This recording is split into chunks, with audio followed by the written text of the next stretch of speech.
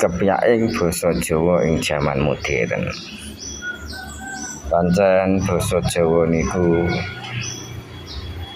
bebasane pun kalimput ing jaman. Nanging badhe kados mekaten mugi-mugi basa Jawa tetep lestari. Ing saben dinten kula panjenengan tansah ndamel basa Jawa tuladhane wonten ing wewengkon mliginipun wonten ing wewengkonipun panjenengan tasih ngagem basa Jawa. Menapa basa Jawa halus, menapa krama, menapa lugu, krama inggil menika tasih dipun agem. Senajan to dialek sarta logatipun sampun benten-benten.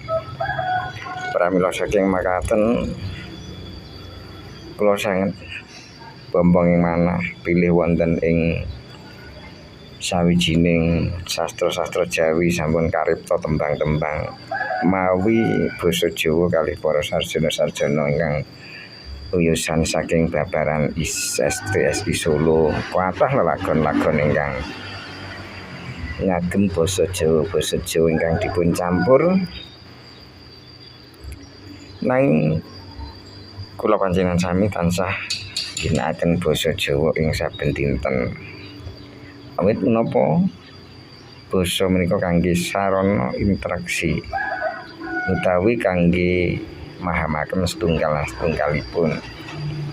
Kula panjenengan ngagem basa ingkang saged dipun pahami dening ingkang dipun ajak cecaturan mekaten nggih.